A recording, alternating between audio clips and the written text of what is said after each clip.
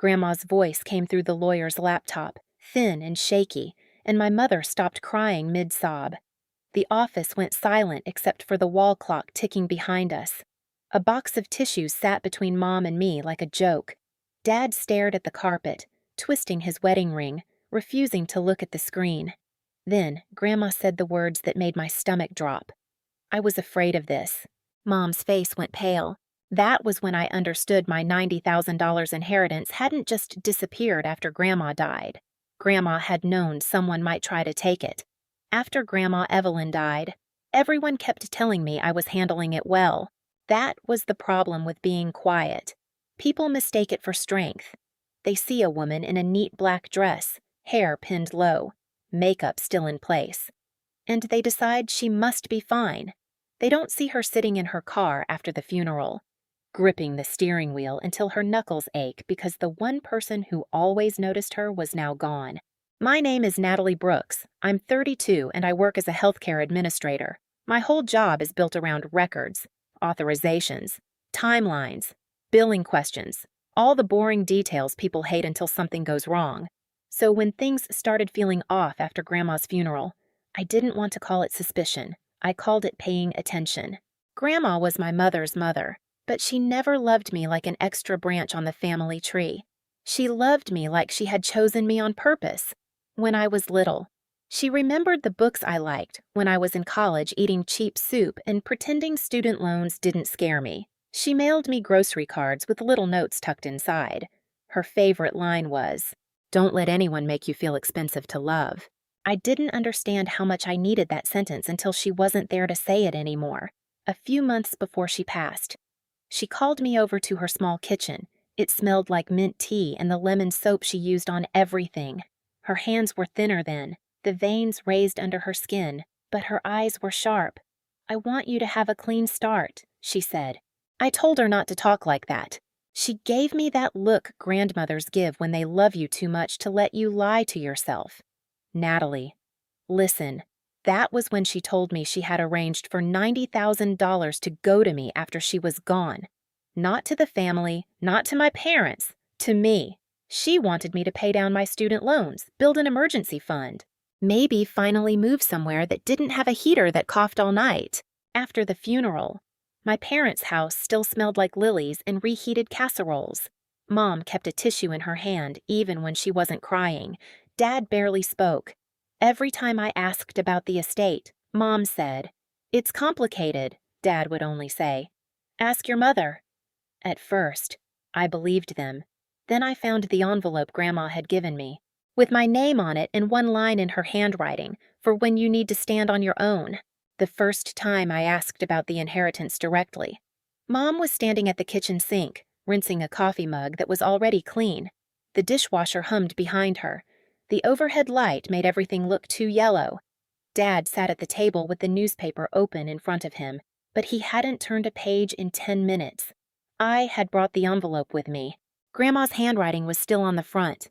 My name, careful, slanted, familiar enough to make my throat hurt. "Mom," I said, keeping my voice even, "when should I expect the money Grandma left me?" Her shoulders stiffened. "Not much, just enough." "The estate is complicated," she said. "You've said that 3 times. "Well, because it is." I looked at Dad. "Do you know anything about it?" He didn't raise his eyes. He rubbed his thumb over his wedding ring and said, "Your mother handled most of that. That was the first real crack." My father was not a quiet man. He had opinions about grocery prices, road construction, restaurant service, the neighbor's lawn, and whether I changed my oil often enough. But suddenly, when $90,000 Grandma had left specifically for me came up, he had nothing. I placed the envelope on the table. "Mom, where is the $90,000? She turned off the faucet. For 1 second. The kitchen was so quiet I could hear water dripping from the mug into the sink. Then she grabbed a tissue from the counter and pressed it under her eye. "Family comes first," she said. The words didn't answer anything. They just walked around to the question and pretended to be noble. I stared at her. That isn't an answer. Mom's face folded like I had hurt her. "We just buried my mother, Natalie." "You're really asking about money right now." I'm asking about the money she told me she left for me. She wanted the family taken care of. No, I said. My voice was still calm, but something inside me had gone cold. She told me she wanted me to have a clean start. Dad pushed his chair back. Don't make this ugly. I almost laughed, not because it was funny, because that was always the trick. They could move money, hide answers, twist Grandma's words, and somehow the ugliness only started when I noticed. I'm not making anything ugly, I said. I'm asking for records. Mom looked at me like I had slapped her. Records were dangerous. Records didn't cry. Records didn't say family comes first. That night, I called Mr. Alden, Grandma's lawyer. I expected him to tell me to be patient. Instead, after a long pause, he said, "Come to my office. There's something your grandmother asked me to keep." I didn't sleep much that night. My apartment was dark except for the blue light from my laptop and the tiny glow from the microwave clock across the room. Rain tapped against the window in soft, uneven bursts. I had Grandma's envelope on the table beside me, and every few minutes I looked at it like it might tell me what to do next. Instead, I started doing what I do when panic gets too loud. I made a list.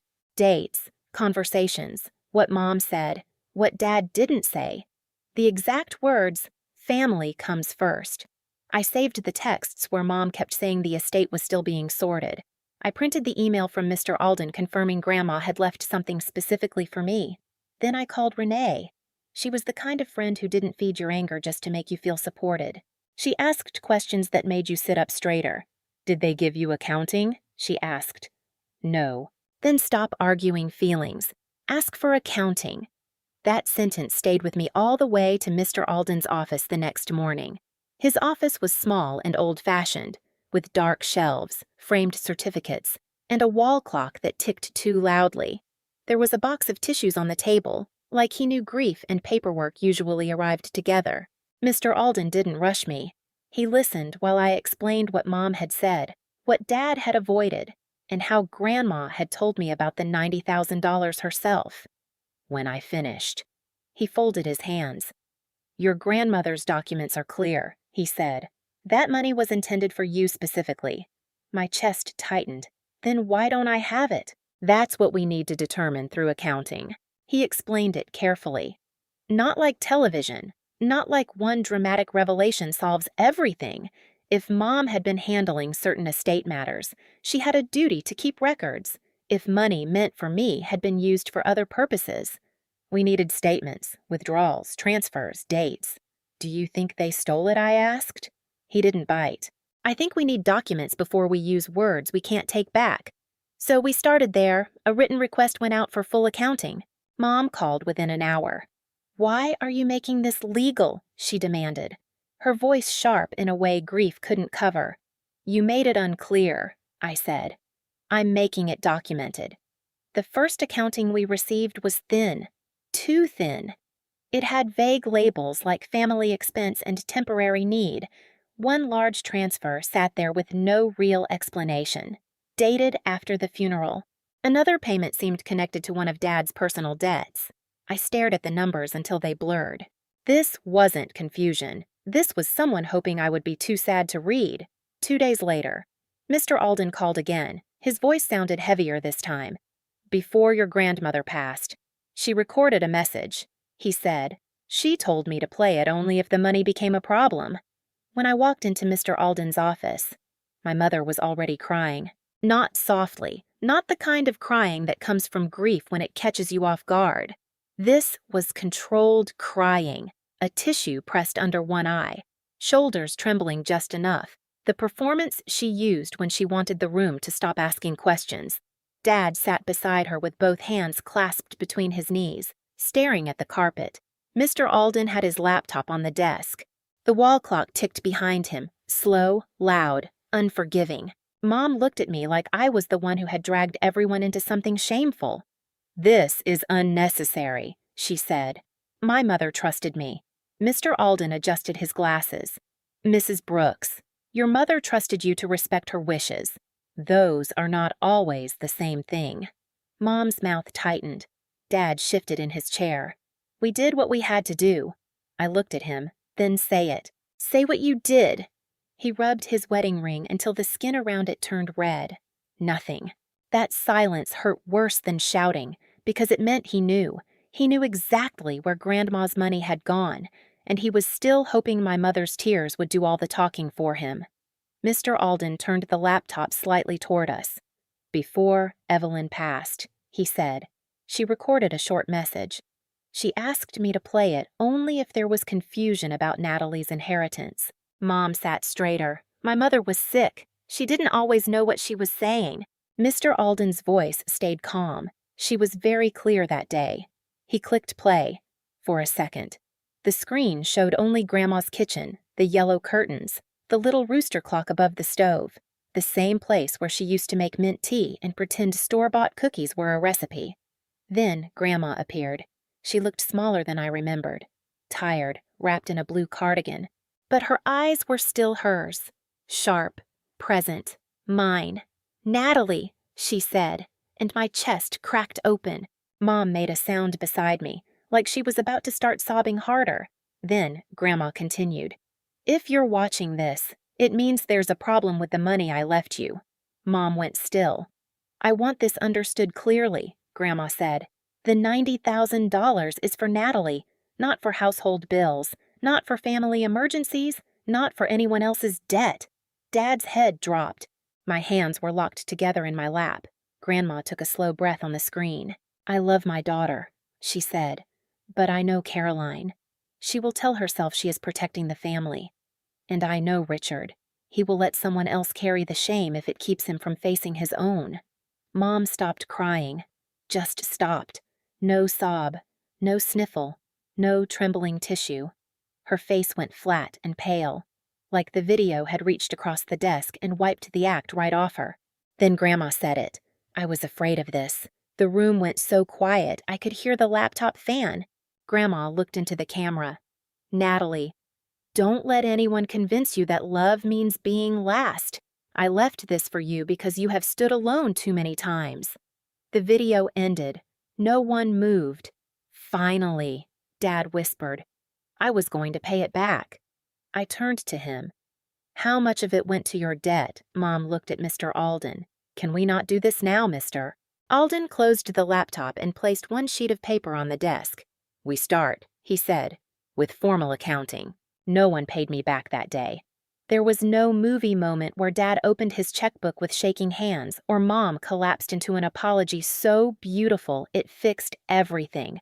Real life is meaner than that. Real life hands you a folder, a legal pad, and a timeline that stretches for months. Mr. Alden explained it in a voice so calm it almost made me angry.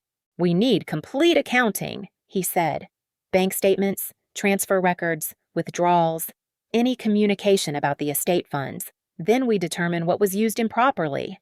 Mom dabbed under her eyes again, but the tears didn't come as easily now. "You're treating us like criminals," she said. I looked at her. "I'm treating the money like it belonged to me." Dad flinched. That was the first honest thing he did over the next few weeks. The paperwork came in pieces, never all at once, never without a reminder. Mom sent blurry copies of statements. Dad claimed he couldn't find certain records. Mr. Alden kept asking again, politely, then less politely. The truth didn't arrive as one big confession. It arrived in numbers, a transfer labeled temporary family support, a payment toward one of Dad's personal credit accounts, another withdrawal used to cover overdue household bills. Then more money moved around to make the first transfer look smaller than it was. Not all $90,000 was gone, but enough of it had been used that my stomach turned every time I saw a new page. Dad finally admitted he had been under pressure. His hours had been cut months earlier, and instead of telling anyone, he had used credit to keep up the appearance that everything was fine. Mom found out, panicked, and decided Grandma's money could stabilize the family until they figured things out, except they never told me. They never asked me. They never even planned a real way to replace it until I forced the question into writing. When Mr. Alden's demand letter went out, Mom called me 6 times in one evening. I didn't answer. She left one voicemail. "I hope you understand what you're doing to this family." I listened to it once, sitting at my kitchen table with Grandma's envelope beside my elbow. Then I deleted it. What I was doing was simple. I was refusing to let theft wear a family name tag.